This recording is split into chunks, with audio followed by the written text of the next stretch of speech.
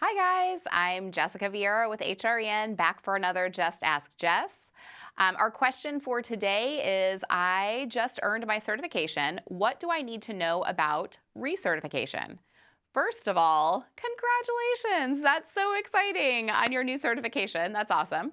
And yes, you do now have to think about recertification. You've earned this credential. You have gone through the hours and hours of study and preparation. The last thing you want to do is have to take that test again, so don't.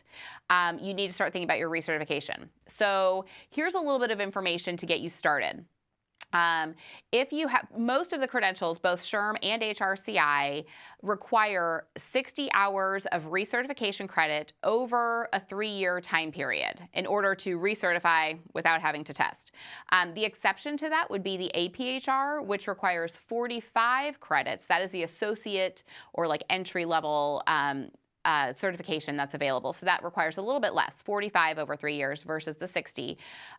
So 60 is the standard. And you can earn those in a lot of different ways.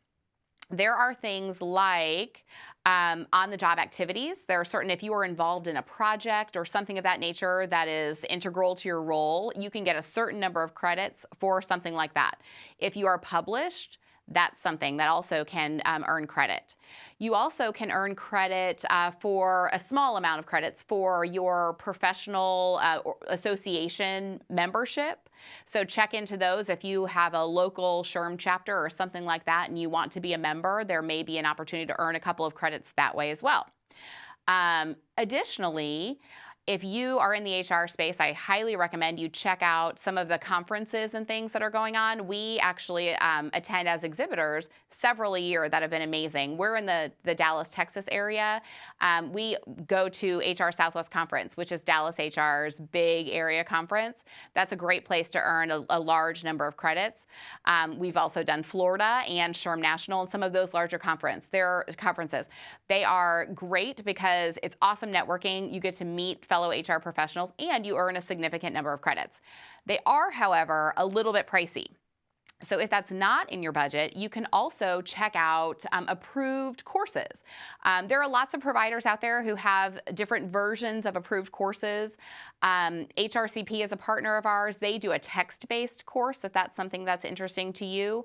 We at HREN have, I don't know, something like 60-ish individual courses for credit that are all video-based, right? So they're on demand. You start it, stop it, do it when it works for you. And you can purchase them individually, like, hey, I need these 5 credits. Or if you need a lot of credits or you just don't want to have to think about your credits, you can do a subscription. You can either opt to pay monthly, like Netflix, or you can pay annually for a lower rate. But that's an option as well if you just want kind of the easy button approach.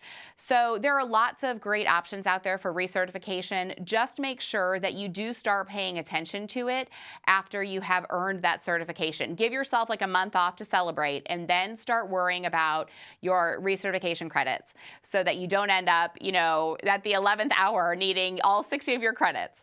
And if that happens, that's okay. We've got your back on that too. Check out the subscription. But the only other thing I wanted to say about the recertification, if you have a specialized certification, the senior level, which is the SPHR, or you have the California or global certifications, you will need a certain number of specialized credits. Okay, so make sure you're looking for courses that qualify for that global credit or the California credit or the business credits. And last but not least, for HRCI, you will also be required to have one course that qualifies for ethics credit. So I think that's most of the 411 to date myself actually on recertification. But the main resources you want to go to for that are hrci.org and SHRM and the SHRM website as well. Those are where they will outline exactly what's acceptable for each of the certifications that you might hold.